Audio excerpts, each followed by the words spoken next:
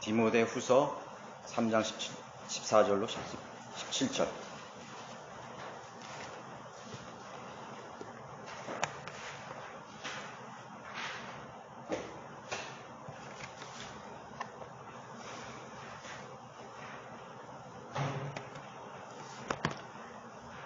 네, 찾으셨죠?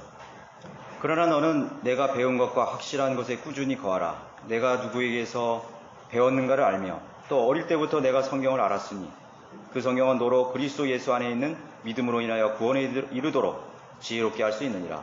모든 성경은 하나님의 영감으로 주어진 것으로 교리와 책망과 바로잡음과 의로 훈육하게 유익하니 이는 하나님의 사람이 온전하게 되며 모든 선한 일에 철저히 구비되게 하려 함이니라. 오늘은 최종 건의 시리즈 두 번째입니다. 왜 킹제임스 성경 이해만 하는가 하는 제목으로 말씀을 드렸습니다.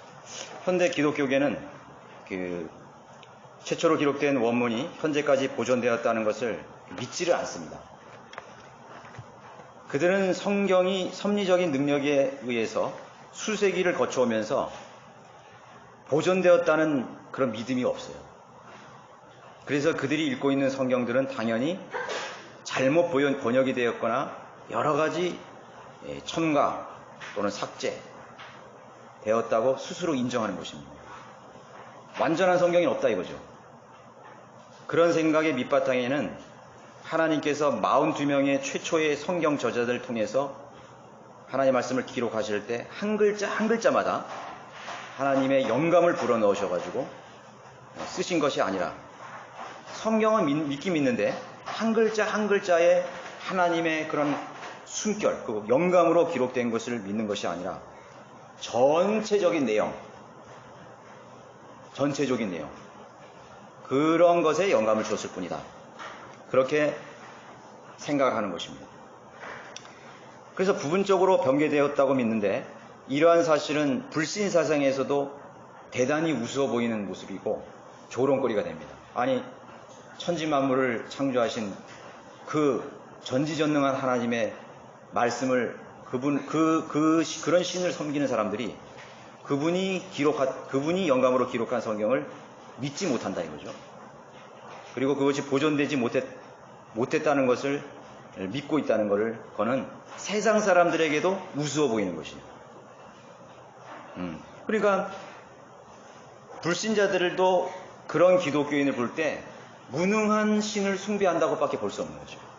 그렇지 않습니까? 무능한 신을.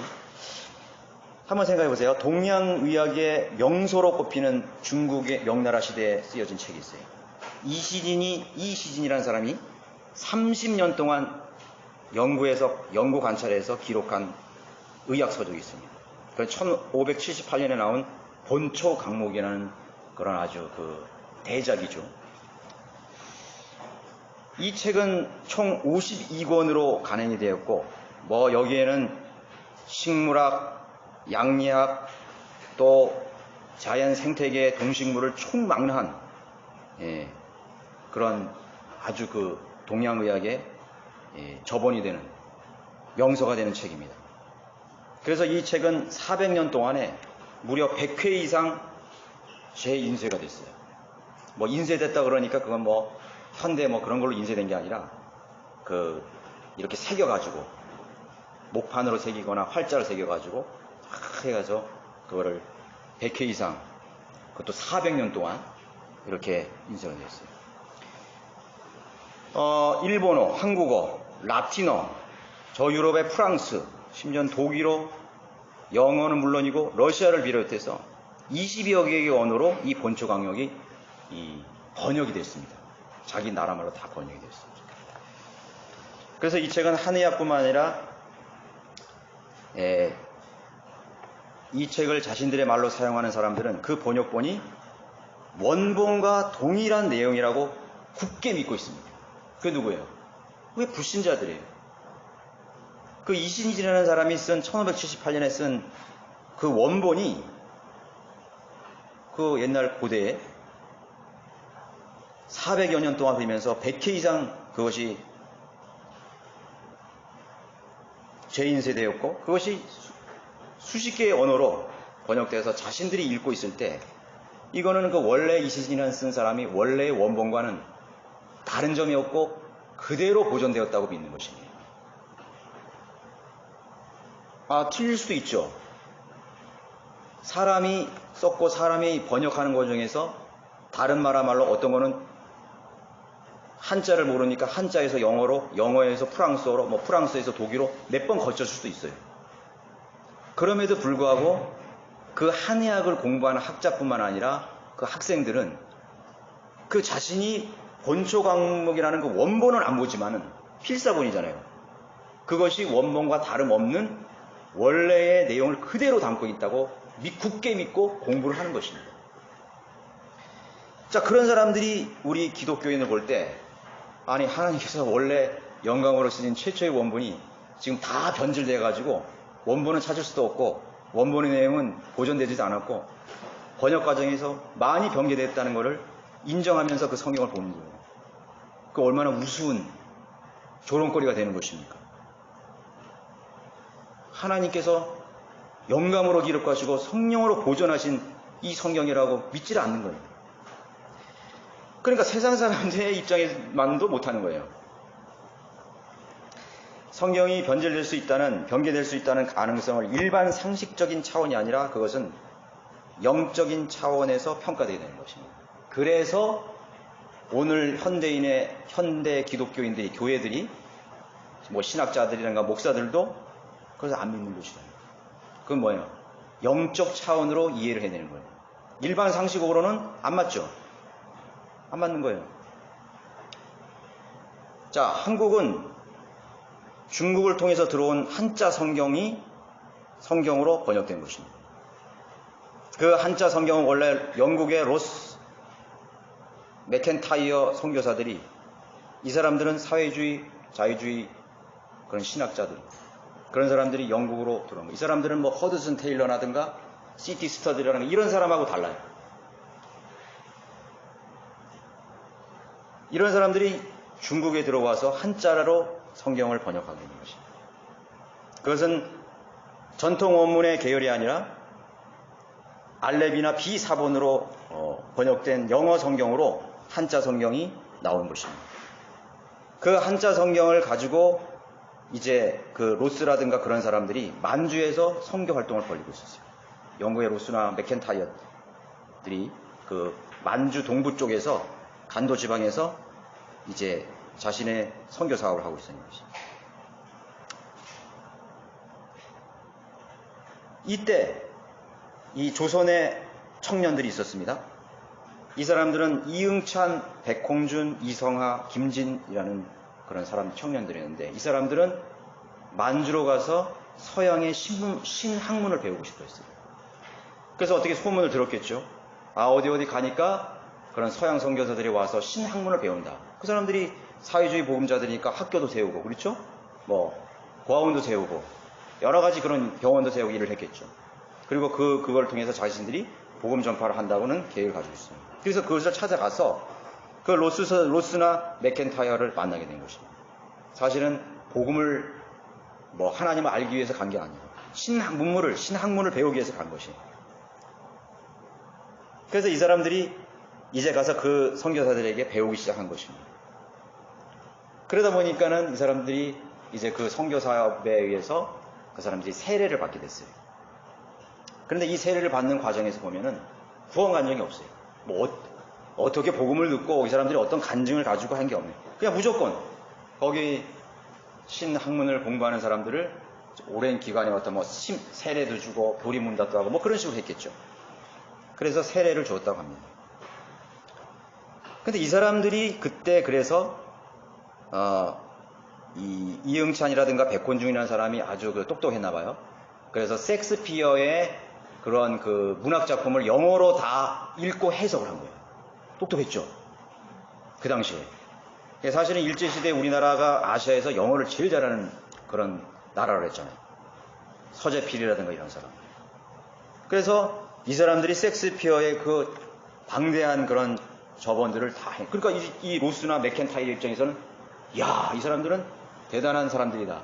하나님이 보내주셨다. 그래가지고 이렇게 얘기한 거예요. 당신들이 정말 문학을 알고 신문만 알기 위해서는 영어 성경을 읽을 수 있어야 된다. 그래가지고 이 백홍준이라든가 이응찬 사람들이 그러냐고 그래가지고 그 영어 성경을 번역을 하기 시작했어요. 그래가지고 이 사람들이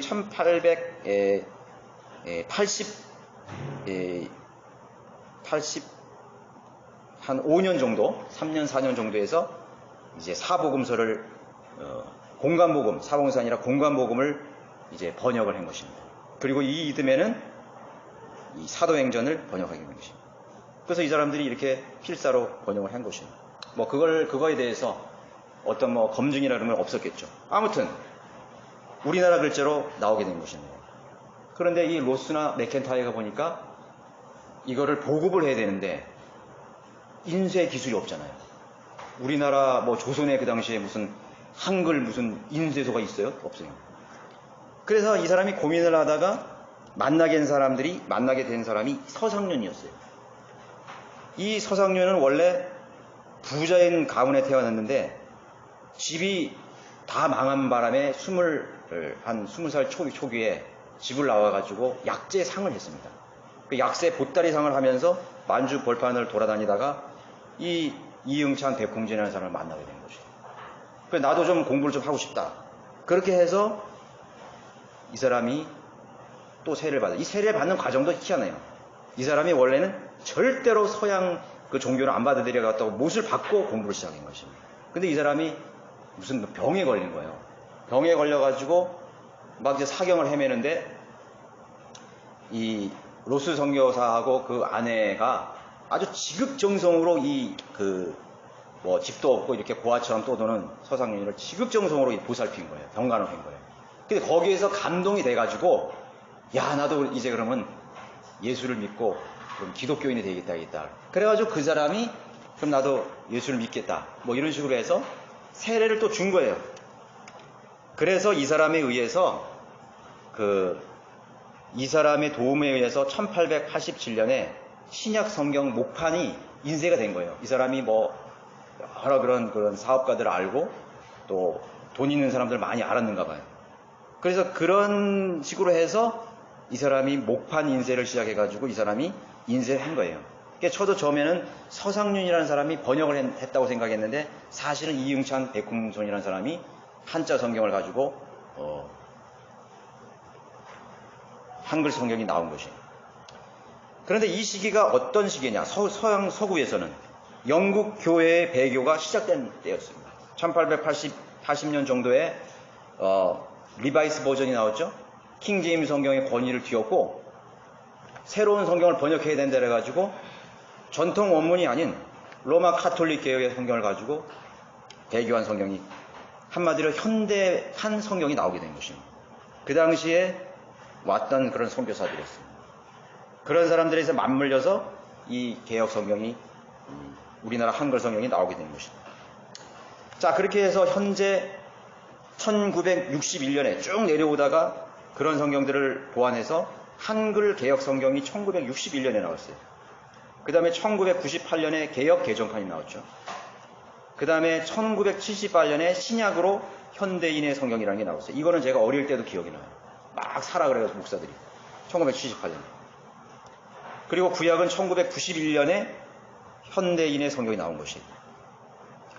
또 에큐메니칼 운동의 일환으로 천주교와 개신교가 합작으로 공동 번역한 성서 공동 번역위원회에서 나온 성경이 있어요.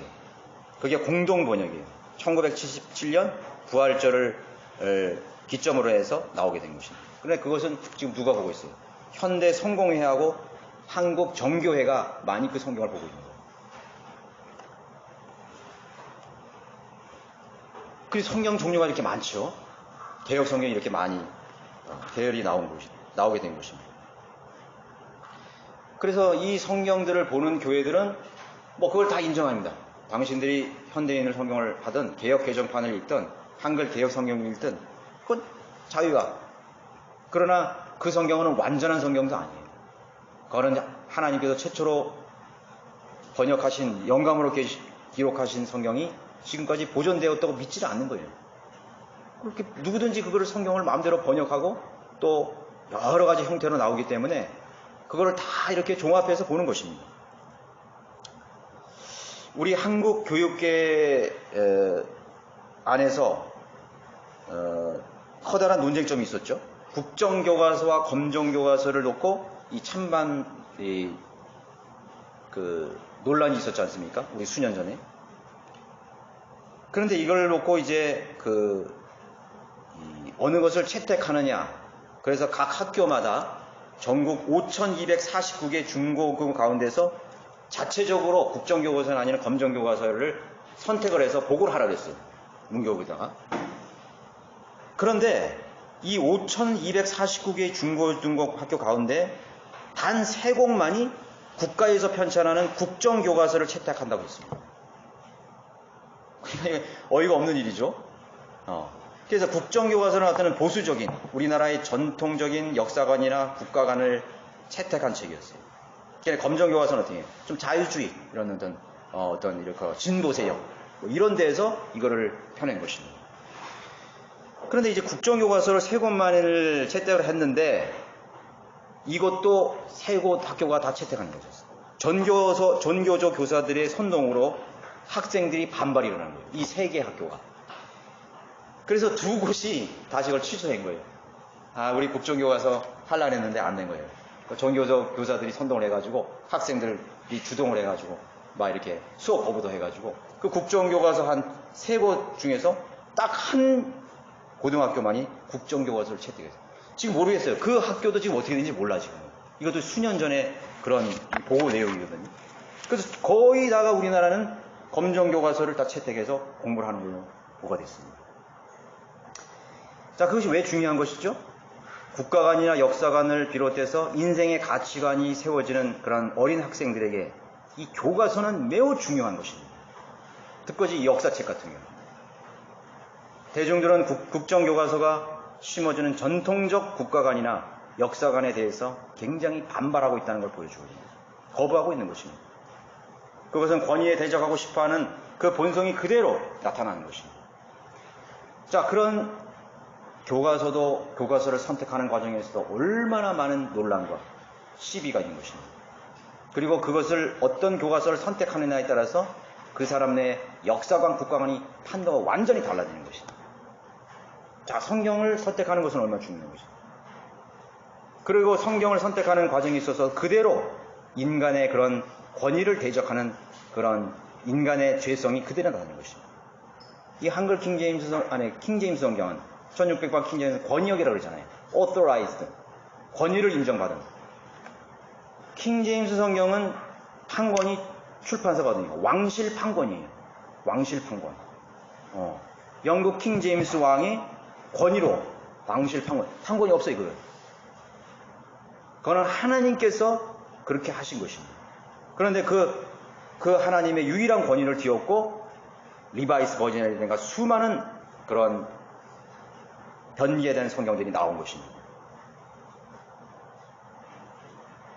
인간은 다양한 선택을 존중해야 한다는 것입니다. 다른 사람의 생각을 존중해야 된다는 겁니다. 그것은 라오디아 교회의 시대의 그런 현상과 똑같은 것입니다. 인권을 존중해야 됩니다. 인본주의 가치관이 득세하는 현상의 결과라고 할 수 있는 것입니다. 르네상스 혁명이 사실은 인간들에게 좋죠. 인권, 문명을 대개혁한다 이거죠. 그러나 결국은 그 밑바탕에는 뭐예요? 인본주의 사상이 깔려있는 거예요. 인본주의. 자, 그러면 우리 그리스도인들은 왜 바른 성경을 최종 권위로 삼고 있는 것인가? 첫 번째로 영감을 받아서 기록된 성경이기 때문이죠. 영감을 받았다. 오늘 우리가 읽었던 본문 중에 디모데후서 3장 16절의 모든 성경은 하나님의 영감으로 지어진 것으로 하나님의 영감으로 지어진 것이죠. 영감이라는 것은 inspiration, 숨이란 호흡, 숨을 불어넣은 것입니다. 하나님이 바람을 부어서 숨을 불어넣는 거예요. 여러분들 119 대원들이 출동을 해가지고 심정지 상태에 있는 사람, 물에 빠진 사람들인가 갑자기 돌연사로 심령이 멎은 사람들에게 여러분 이거 압박하지 않습니까? 그 압박이 뭐예요? 그리고 입을 마우스와 마우스에 가지고 뭘 불어내요?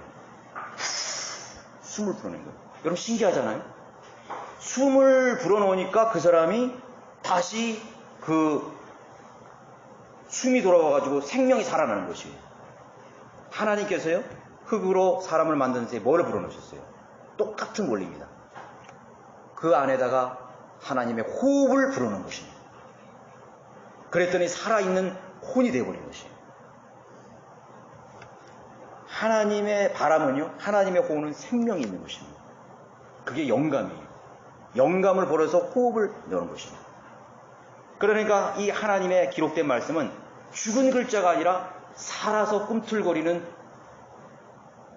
생동력 있는, 활력 있는, 좌우의 날선 것보다 더 예리해서 살아있는 생명인 것입니다. 하나님의 능력인 것입니다.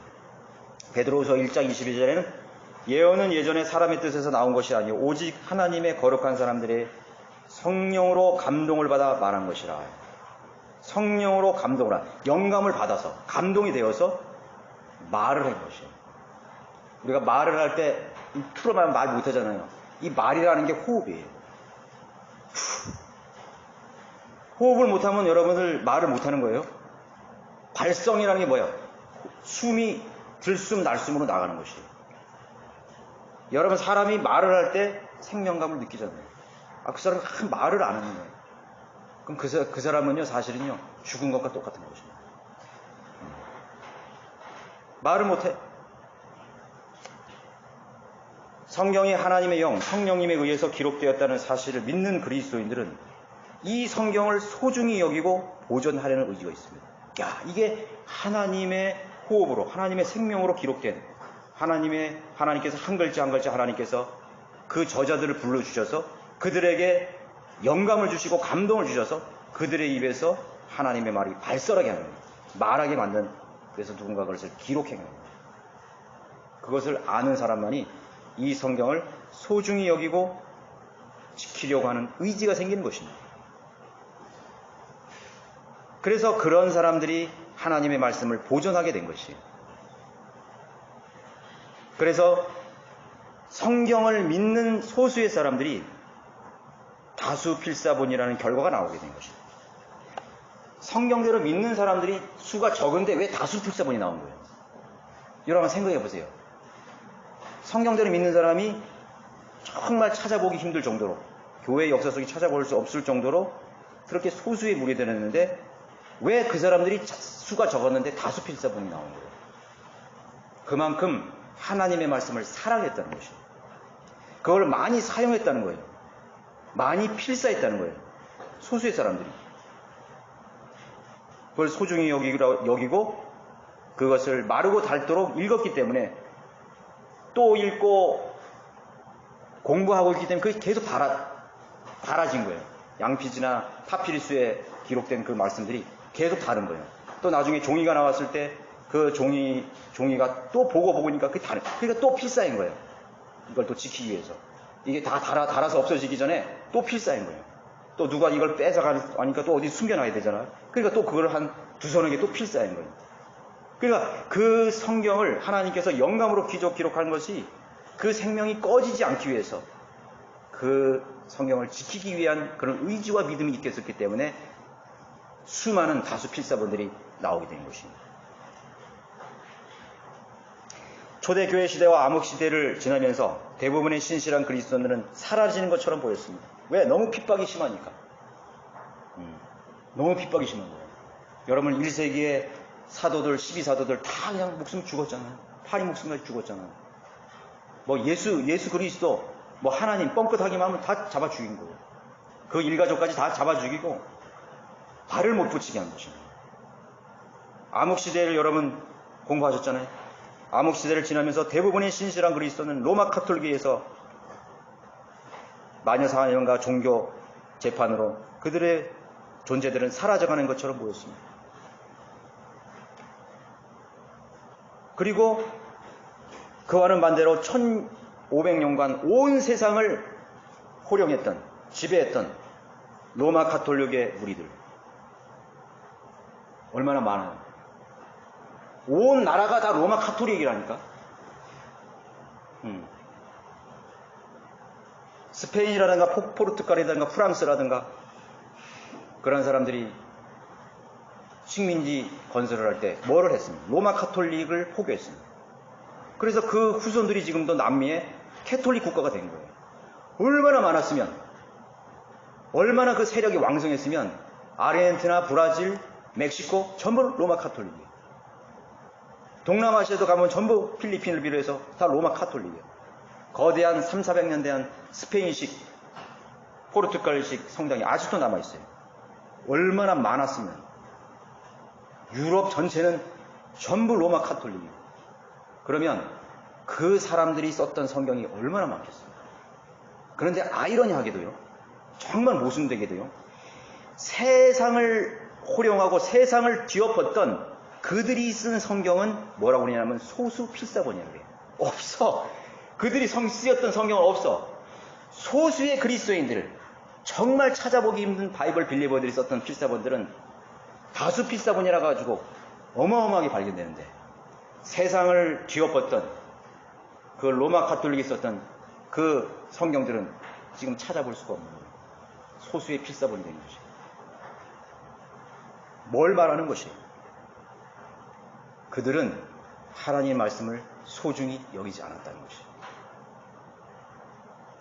하나님의 말씀을, 성경을 헌신장처럼 쳐다보지도 않았습니다. 사람이 많으면 필사본들이 많아야 하는데 도리어 필사된 성경들은 극히 적었다는 것입니다.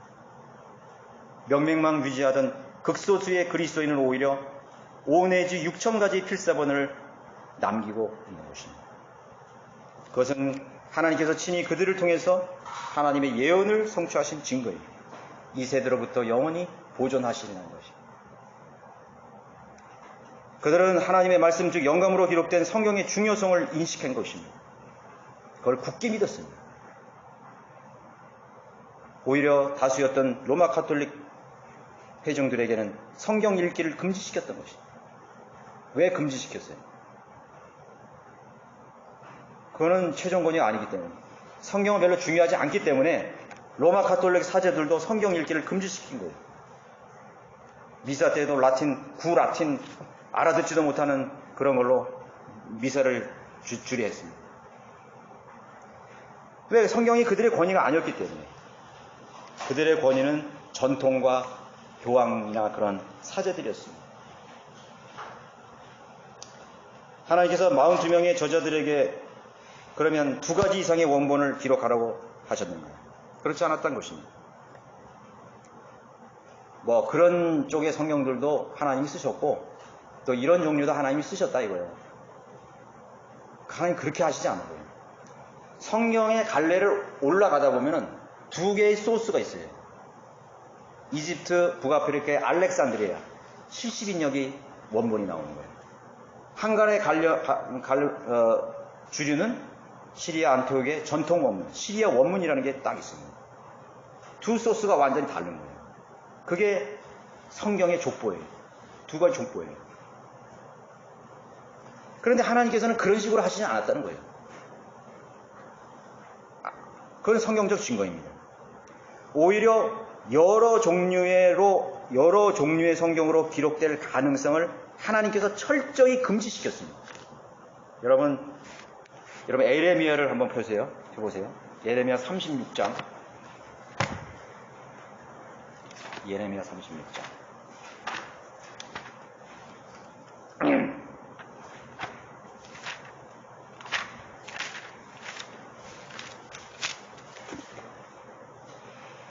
예레미야 36, 이게 최초의 원본을 기록할 당시의 한 예입니다.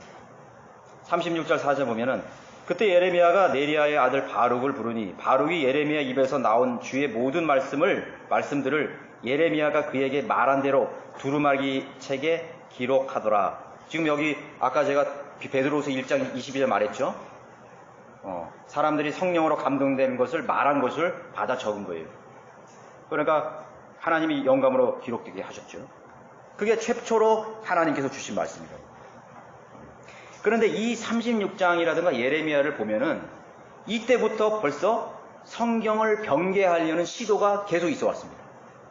거짓 선지자라든가 또 배교한 선지자들, 이런 사람들이 이 최초로 한 말씀을 없애기 위해서 굉장히 노력한 거죠. 그리고 다른 성경을 만들어내기 시작한 것이에요. 성경 방비자들에 의해서 이미 그 최초로 하신 말씀을 제거하는 일이 있었던 것입니다. 20절에서부터 또 다시 한번 읽어볼게요. 그들이 두루마기를 서기관 엘리사마의 방에 두고 뜰에 들어가 왕에게로 가서 그 모든 말들을 왕의 귀에 말해. 이게 왕의 귀에까지 다 들어간 거죠. 예레미야 입에서 나오는 말씀들을 바르게 기록했다 이거죠. 그게 무슨 내용이라 해서 왕이 불러서 이제 읽게 만든 것이요. 왕이 예후디를 보내어 두루마기를 가져오게 하자. 예후디가 서기관 엘리사마의 방에서 두루마기를 가져다가 왕과 왕위 앞에 서 있는 모든 고관들의 귀에 그것을 읽어주었더라. 그때 왕이 아홉째 달에 겨울궁에 앉았고 그의 앞에는 화덕 위에 타오르는 불이 있더라. 예후디가 선호장을 읽고는 그것을 손칼로 잘라서 화덕에 있는 불에 던지기를 온 두루마리가 화덕에 있는 불에 다 타기까지 하였더라. 마귀는 바로 이런 짓을 하는 것이에요. 벌써 최초의 원본부터 마귀들은 제거하기 위해서 벌써 그런 시도가 있었다는 것입니다. 그 왕이나 그의 신하들이 이 모든 말씀들을 듣고서도 두려워하거나 그들의 옷을 찢지 않아요. 이 내용이 뭐냐면요. 이스라엘은 망한다예요. 하나님의 심판으로 다 망한다. 너희들이 하는 짓에 의해서 너희들은 율법에 의해서 하나님의 하나님의 진리 그 계명을 지키지 않았기 때문에 다 망한다 이거예요. 하나님의 진노와 분노가 극에 달았다 이거예요. 그런데 왕이 그 말을 듣고 두려워하지도 않고 그 주변에 있던 사람들이 오히려 그 말씀을 대적해가지고 찢어가지고 화덕에다 다 불태워버리는 거죠. 우리가 전도지 돌리면 어떤 사람 박박 찢죠. 막 아주 내 얼굴에 뿌린 사람도 있어.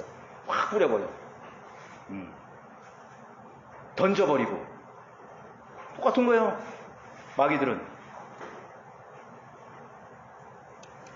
회개하고 하나님께로 돌이키는커녕 그것을 대적하는 것입니다. 25절에 엘라담과 들리아가 와와 그마리아가 왕께 간적하여 두루마기를 불살지 말라고 하였으나 그가 그들의 들리하잖아. 이때도 하나님의 말씀을 지키려고 하는 그런 서기관들이 있었던 거예요.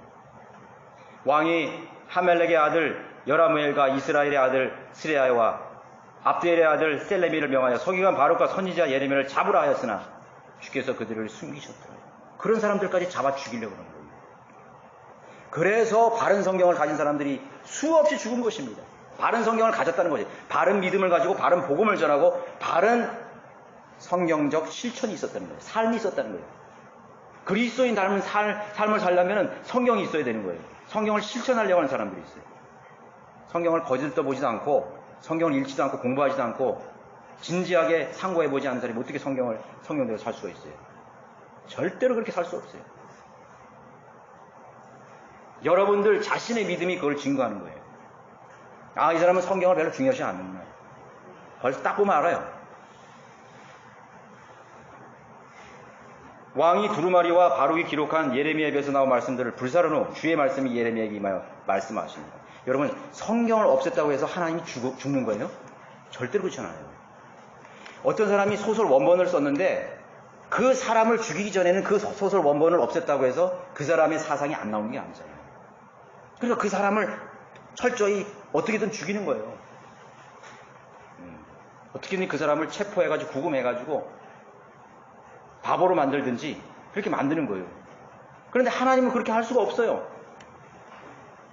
사람을 죽였다고 해서 하나님도 죽는 것이 아니에요. 성경을 없앴다고 해서 하나님의 말씀이 사라지는 게 아니거든요. 너는 다시 다른 두루마리를 가지고 유다왕 여호야김이 불살은 처음 두루마리에 있었던 이전의 모든 말씀을 거기에 기록하고. 그러니까 뭐예요? 한 가지 하나님께서 한 번 말씀하신 것은 한 가지 성경으로만 말하는 것입니다.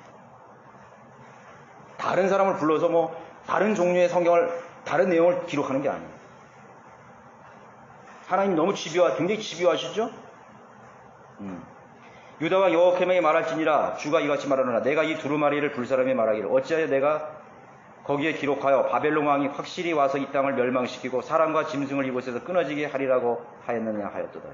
그런 게 싫은 것이죠. 성경을 왜 불살려 하고 성경을 왜 변개시키려고 하는 거예요. 그들이 성경을 변개시킨 것은 지옥, 심판 다 없앴죠. 여호와 증인들의 성경은 지옥이 없어요. 개혁 성경 교묘하게 성경을 지옥에 대한 것을 변질시키고 있는 것입니다. 예수 그리스도의 신성을 삭제시켜버린 거예요. 복음의 능력을 가로막는 것입니다. 행위 복음을 가르치고 하나님께서는 그런 성경을 쓰시지 않을 거예요. 하나님의 처음에 입에서 나온 그 말씀을 그대로 보존하게 만드신 거예요. 뭐 불사르고 찍고 해도 소용이 없어요. 또 기록하게 하십니다.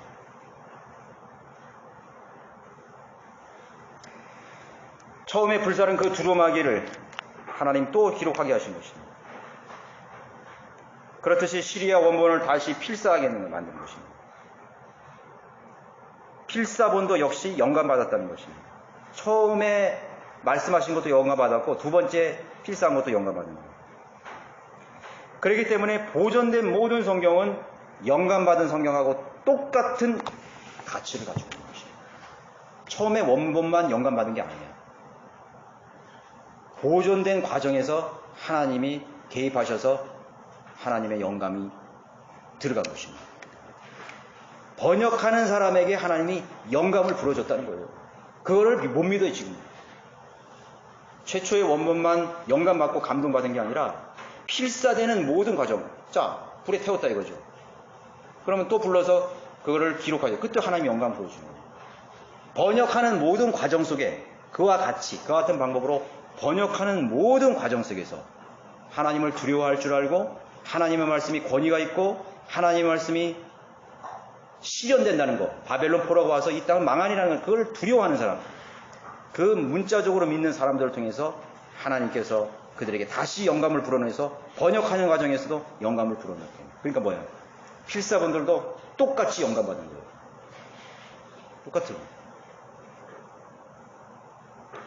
그러나 마귀의 종들은 계속해서 거짓 선지자들에 의해서 성경을 변개시키기 시작한 것입니다. 예레미야 8장 8절로 한번 다시 가서 보세요.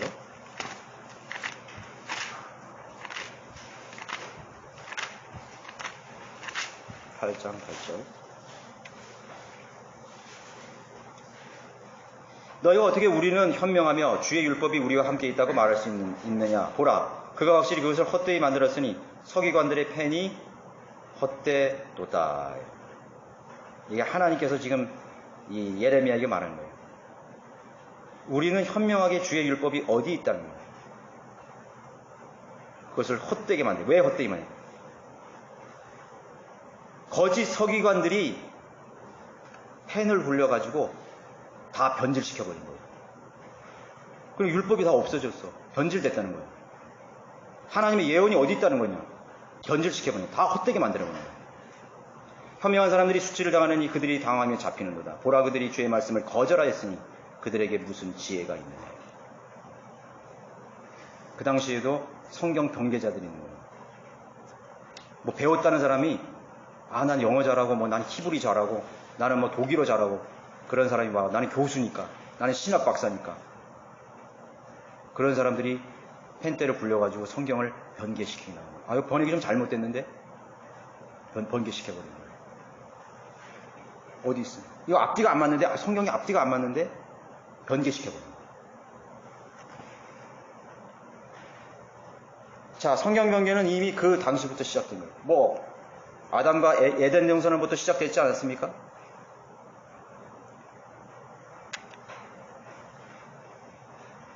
역대하 34장 18절에 제사장 hil기야가 내게 책 한 권을 주었나이다 하고 사판이 그 책을 왕 앞에 있더라. 한 권의 성경을 준 것입니다. 요시야 왕은 이스라엘을 개혁한 왕, 유다를 개혁한 왕이었어요. 그 한 권의 책이 그 이전에 자기 아버지 조부모니가 배교해가지고 우상을 짓고 아세라를 짓고 수많은 이교도의 신들을 들어와가지고 숭배하고 있을 때 이 요시야 왕이 어릴 때 왕이 된 것입니다. 그러자 이스라엘 요시야 왕은 하나님을 두려워했기 때문에 개혁을 시작한 거예요. 그런데 어떤 창고에서 책 한 권이 발견된 거예요. 그 책이 바로 한 권의 율법책이었어요. 그리고 그 책으로 다시 성경으로 돌아가서 이스라엘을 개혁한 것입니다. 아세라를 다 쳐버리고 우상을 다 깨트려버리고 하나님께로 돌아가게 된 것입니다. 영감받은 성경은 오직 한 권뿐이라는 사실입니다. 최종권위의 믿음이 없는 증거는 번역 과정에 자꾸 집착하는 거예요. 번역하는 과정에 틀릴 수도 있잖아요. 더 나은 번역본, 더 나은 내용, 더 쉬운 내용, 더 이해하기 내용, 더 알아듣기 쉬운 번역본. 그것 뭐예요? 인본주의 아니에요, 인본주의. 여러분, 최종권이란 말은 뭐냐면요. 하나님께서 내가 들고 있는 이 성경을 하나님께서 이 성경을 번역한 저자에게 영감을 불어넣었다는 거예요. 원본과 똑같은 하나님께서 그 사람의 펜대를 통해서 우리나라 모국어로 그대로 베껴 쓰는 거죠. 하나님께서 기록하게 하신 거예요. 그래서 우리는 여기 이 일을 제기하면 절대로 안 돼요. 내가 아무리 영어 박사라도 이 일을 제기하면 안 돼요. 하나님보다 더 똑똑한 사람이 있어요? 똑똑한 사람. 없잖아요. 그런데 하나님께서 말씀하신 그 말씀을 그렇게 했다고 말씀하시는데 우리 인간에서 거부하는 거예요. 아니야, 그건 내가 볼 때는 그거 더 쉬운 내용이야. 그건 아닌 것 같아. 번역 과정에 자꾸 집착해요. 더 쉬운 내용, 더 이해하기는 받아들이기 쉬운 번역본. 우리나라 킹제임스 성경만 해도 종류가 몇 가지인지 아세요? 2008년에 정동수가 흥정령 나왔죠. 그 다음에 안티옥 출판사에서 1996년 권역 성경이라고 나왔어요. 그거는 박만수가 출간한 거예요. 서달서기가 2008년에 킹제임스 완역 한글판이라는 것을 나왔어요. 2009년 이일배라는 사람이 영안대역 성경을 킹제임스 성경이라고 가지고 나온 거죠. 마귀가 사용하는 종들은 누구인 것이에요? 여러분들이 영적 분별력이라는 건 뭐냐면요. 누가 마귀의 편이고 누가 하나님의 편인 거를 딱 선을 긋을 줄 알아야 돼요. 저 교회는 사람들이 좀 많으니까 하나님 저기 계시겠지. 그럼 영적 분별 없는 사람이에요. 저 사람 그래도 예배 성경책 끼고 왔다 갔다 하니까 저 사람 하나님의 사람이겠지. 그 사람은 영적 분별 잃어버린 거지.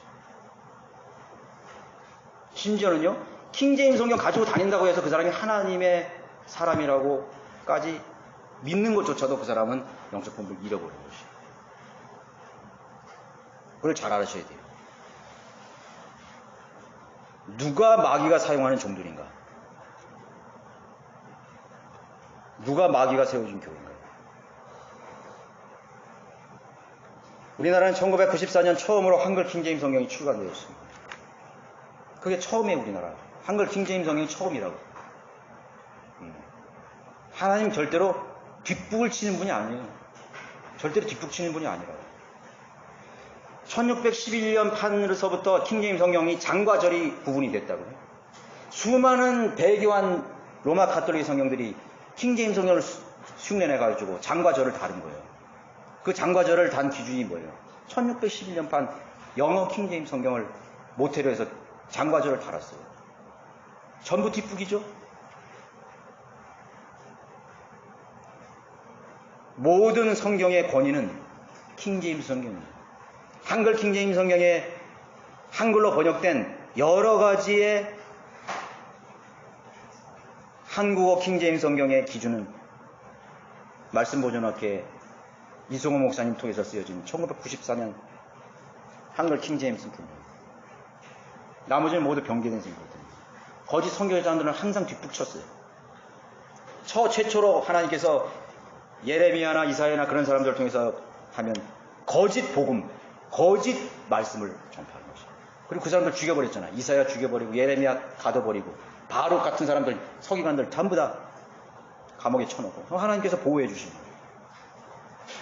하나님께서 그 일들을 마치기까지 그들을 기적적으로 보호해 주신 것이에요. 하나님을 왜 두려워해야 되는 것입니까? 왜 두려워해야 되는 것입니까? 성경적 증거는 원본, 곧 번역본과 동일한 내용과 권위를 가진다는 것이 나의 믿음이 되어야 되는 것입니다. 이 성경은 하나님께서 최초로 기록한 그 성경 원본과 똑같은 권위를 가지고 있습니다. 똑같이 영감받은 것입니다. 그걸 믿지 않으면 여러분들은 믿음이 서지 않습니다. 서지 않아요. 저는 이 킹제임스 성경 가지고 나면서 난 번역에 대해서 한 번도 이의를 제기한 적이 없어요. 비교한 적도 없어. 난 그게 두려워. 정명수, 무슨 뭐 박만수, 서달서, 이일배, 그 누구야? 마귀의 종들이죠. 왜 그런 사람들하고 그런 걸 비교하는 것이냐? 그것은요, 거짓 서기관들이 쓴 펜으로 끌적끌적해서 변개시킨 그 거짓 하나님의 예언을 비교하는 것과 똑같은 죄를 짓고 있는 것이죠. 그렇죠. 디모데후서 3장 16절에 모든 성경은, 오늘 읽은 것이죠. 모든 성경은 하나님의 영감으로 주어져요.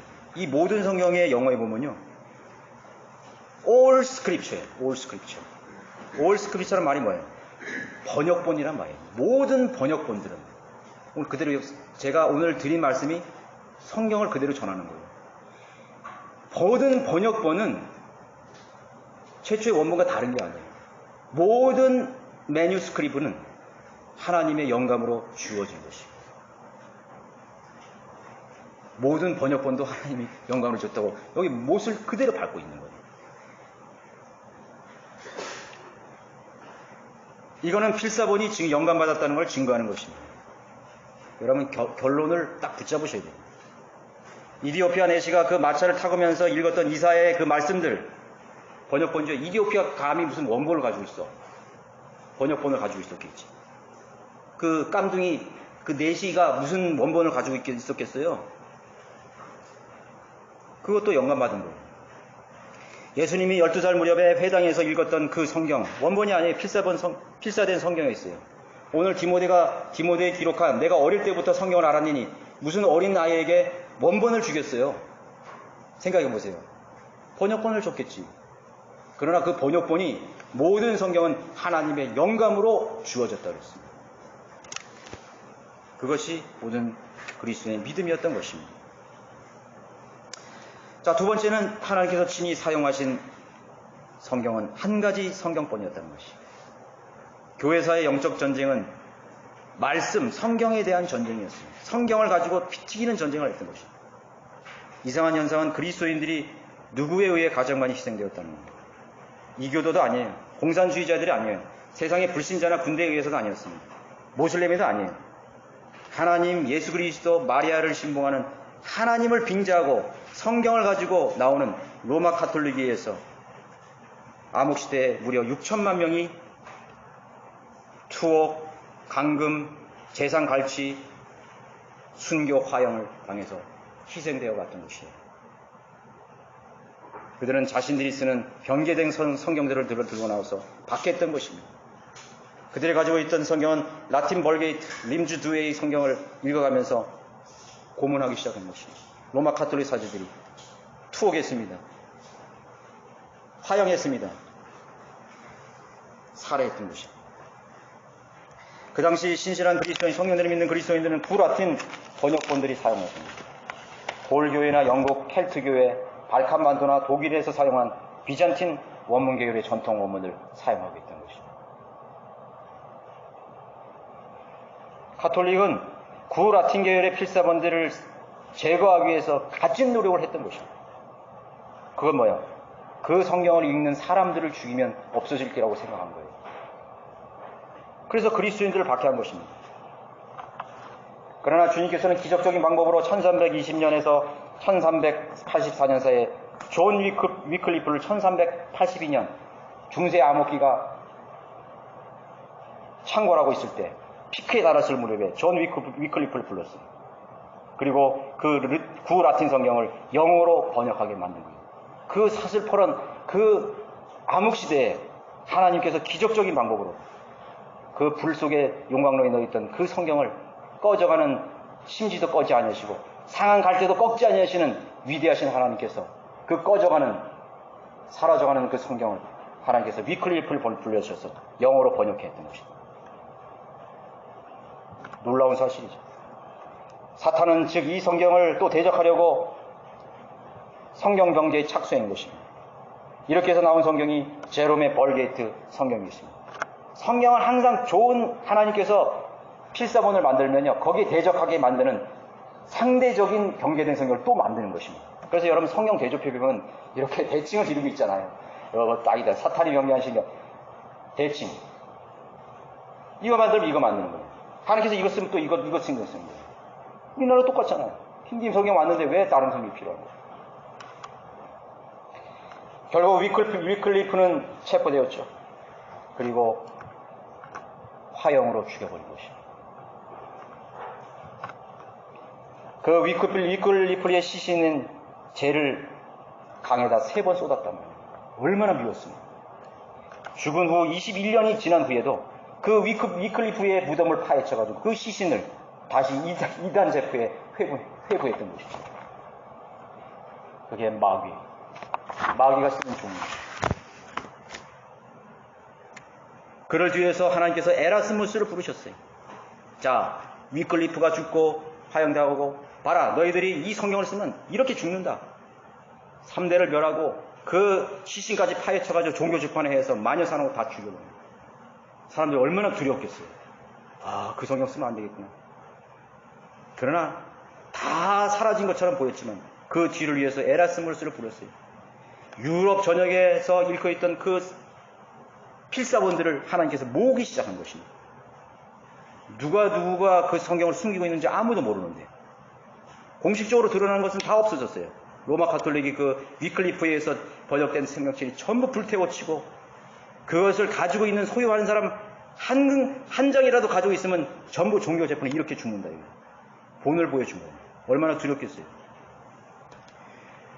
이사야 34장 16절에 이렇게 기록했습니다. 너희는 주의 책에서 찾아 읽으라.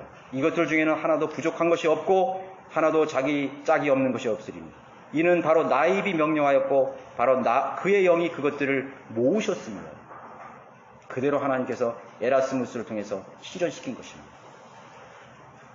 유럽 전역에 있던 그 필사본들이 모이기 시작했어요. 기적적으로 모이기 시작했어요. 그 후 1510년 카톨릭 사제였던 마틴 루터를 부르신 것입니다. 그것이 바로 마틴 루터가 종교 개혁을 한 그 원본의 기조가 된 것입니다. 마틴 루터를 부르는 과정이 아주 기적적이었죠. 마틴 루터는 성지순례를 갔습니다. 그 신성한 로마에 갔습니다. 그러나 그 로마에서 배운 것은 아무것도 없고 충격적인 광경을 본 거예요. 신부들과 사제들이 타락한 모습을 목도했던 것입니다. 심지어는 신부들을 위한 창녀굴도 있었어요. 너무나 소스랐죠. 면죄부로 돈을 축적하는 그런 사제들을 보기 시작한 것입니다. 그거는 현대교회 기독교의 사제들과 성직자들과 똑같은 거예요. 오늘 현대교회 목사들, 성직자들 똑같은 것이에요. 거대한 성당들과 건축물들이 세워지고 성바오로 병도 무슨 바울 성당 해가면서 거대한 성당들 그 어디서 나온 거예요? 면죄부들을 팔아서 돈을 축적한 것입니다. 면죄부가 뭐예요? 돈을 내면은 너는 지옥에 가지 않고 림보 연옥에 간다 이거죠. 네 죽었더니 네 아버지가 지옥에 있는데 네가 돈을 기부하면은 아버지는 림보로 간다 이거예요. 연옥으로 간다 이거예요. 돈을 더 내면 천국으로 갈 수 있다 이거예요. 그리고 네가 지은 죄가 사람을 죽였느냐? 그러면 돈 내라 이거예요. 네가 사기를 쳤느냐? 돈 내라 이거예요. 그래가지고 그러면 어떤 전쟁이 일어나느냐? 죄를 안 지내. 더 많은 죄를 짓기 시작한 거예요. 왜? 돈만 내면 다 없어지니까. 그래서 로마 가톨릭은 더 부패하고 유럽은 더 부패했던 것입니다. 그거를 본 거예요. 1517년 10월 30일 99개의 반박문을 비텐베르크 성당문에 생명을 걸고 거기에 못 박고 독일의 종교개혁을 성공시켰던 것입니다. 그 후에 영국의 윌리엄 틴데일이 에라스무스가 집성한 그 성경을 읽고 변화를 받았습니다. 1525년에 틴데일 영어 성경을 번역하는 과정이었습니다. 그러나 메리 여왕은 또 그를 체포하여서 16살 동안 감옥에 감금하고 굶주림과 고문으로 그를 괴롭힌 후에 화형에 처해 죽이는 것이다. 오 영국 여왕의 눈을 열어주소서. 유명한 기도 있죠. 그렇게 준 것입니다. 그러나 하나님께서는 또 독일의 바이블 빌리버들을 부르셨습니다. 보고파 왈덴스 형제들을 부르셔가지고 복음을 전파하게 하시고 성경을 확산시켰습니다. 거기에 또 로마 카톨릭은 방해 공작을 시작했습니다. 1582년에 거기에 대응하는 림주 두 개의 성경을로 대적해가지고 사람들을 또 혼란에 빠지게 시키고요. 1229년부터 walden스 무리들을 현상금을 걸고 체포하기 시작했습니다. 왜? 성경을 보고하니까. 종교재판과 이단으로 몰아서 죽이기 시작합니다. 그때 희생된 walden스와 보고파들이 수만 명에 달했습니다. 32,000명이 화형에 처해졌습니다. 그들의 모든 재산이 다 몰수를 당했습니다. 부동산이 다 몰수를 당했어요. 오늘날 프로테스탄트 신자들이 그 사실을 알고 있을까요? 그 자신들이 존경하는 그 종교개혁의 선배들이 어떤 희생을 치렀는지를 알고 있을까요? 무슨 성경을 가지고 있고 복음을 전했길래 그렇게 희생된 걸 알고 있을까요? 알 리가 없죠. 마귀들은 그들의 눈을 철저히 가려보는 것입니다. 성경 때문에 죽임을 당한 것이 이루다 말할 수가 없습니다. 자, 결론적으로 현대 한국 교회들이 왜 우리를 이단으로 모는 것인가? 여러분 아시죠? 영적 전쟁의 과정에서 당연한 현상인 것입니다. 두려움 때문인 것입니다. 두려움 때문에 두려워하고 있습니다. 바른 성경의 확산과 바른 믿음의 정착, 바른 복음을 통해서 혼들을 이겨오는 것에 대해서 엄청난 두려움을 가지고 있는 것입니다. 그래서 성경대로 오는 교회는 아무나 들어올 수 있지만 아무로 정착이 안 되는 거예요. 정착이 안 돼요. 있다 그래도 그리스도의 군사로 길러지지가 않는 거예요. 소수의 무리만이 그리스도의 군사로 지켜지는 것입니다. 어느 시대든 그리스도인들, 곧 바른 성경을 사용했던 그리스도인들이 동일하게 받았던 배교한 무리들의 대우인 것입니다. 우리의 신실한 그리스도의 표본은 뭐예요? 이단 딱지예요. 이단 딱지입니다. 사실 이단은 다른 곳에 있는데 여호와 증인이나 뭐 예수님의 신성을 부인한 그런 사람이 이단인데 똑같은 걸로 취급하는 것입니다. 이것은 곧 우리가 바른 믿음을 가졌다는 분명한 증거가 되는 것입니다. 그래서 우리는 이 성경 이어야만 하는 것입니다. 왜? 우리는 그리스도이기 때문에. 우리들은 하나님의 피로, 예수 그리스도의 피로 거듭난, 다시 태어난 하나님의 자녀들이기 때문에 우리는 하나님께서 최초로 기록한 영감으로 기록한 동일한 권위과 동일한 영감 받은 이 성경 이어야만 하는 것입니다. 모두 일어나셔서